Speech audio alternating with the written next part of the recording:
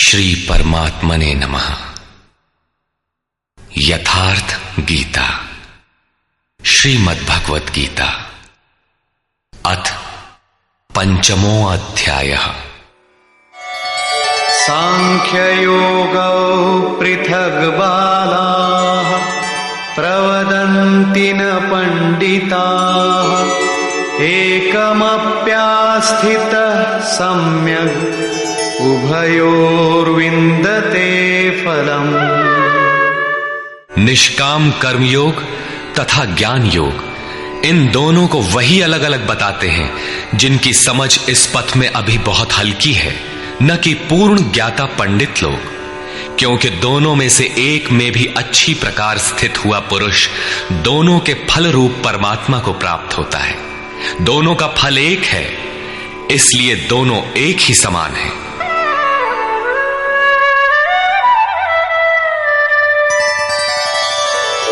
यत्सांख्यैः प्राप्यते स्थानं तद्योगैरपि गम्यते।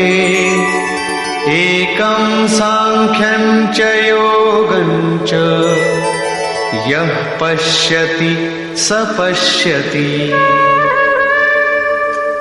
जहां सांख्य दृष्टि से कर्म करने वाला पहुंचता है, वहीं निष्काम माध्यम से कर्म करने वाला भी पहुंचता है।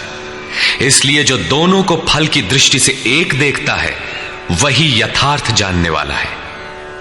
जब दोनों एक ही स्थान पर पहुंचते हैं, तो निष्काम कर्मयोग विशेष क्यों? श्री कृष्ण बताते हैं,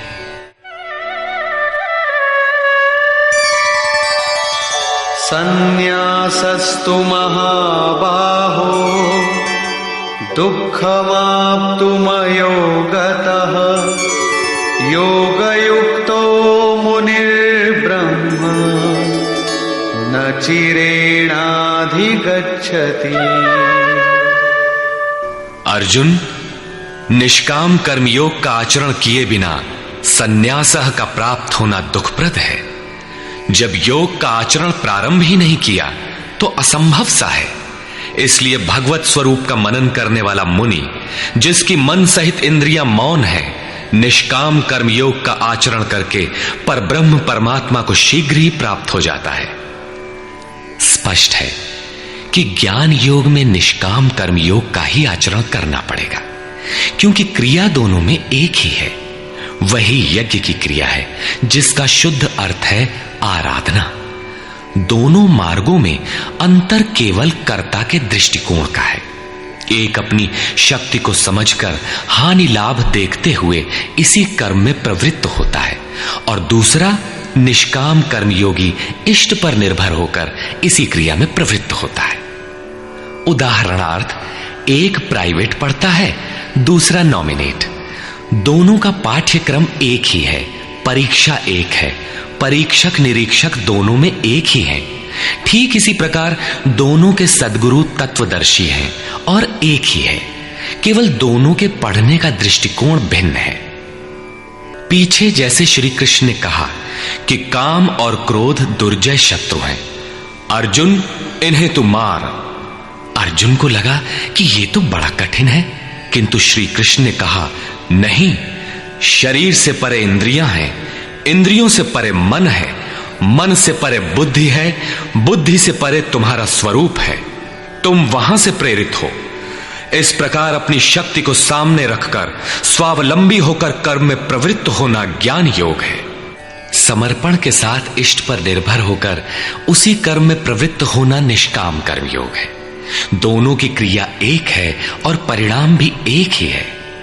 इसी पर बल देकर योगेश्वर श्री कृष्ण यहां कहते हैं कि योग का आचरण किए बिना संन्यास अर्थात शुभाशुभ कर्मों के अंत की स्थिति का प्राप्त होना असंभव है। श्री कृष्ण के अनुसार ऐसा कोई योग नहीं है कि हाथ पर हाथ रखकर बैठे बैठे कहो कि मैं परमात्मा हूं, शुद्ध हूं, बुद्ध हूं, मेरे लिए न तो कर्म है न बंधन, मैं भला बुरा कुछ करता दिखाई पड़ता भी हूं तो इंद्रियां अपने अर्थों में बरत रही हैं। ऐसा पाखंड श्री कृष्ण के शब्दों में कदापि नहीं है। साक्षात योगेश्वर भी अपने अनन्य सखा अर्जुन को बिना कर्म की ये स्थिति नहीं दे सके। यदि ऐसा वे कर सकते तो गीता की आवश्यकता ही क्या थी। कर्म तो करना ही पड़ेगा। कर्म करके ही सन्यास की स्थिति को पाया जा सकता है और योग युक्त पुरुष शीघ्र ही परमात्मा को प्राप्त हो जाता है।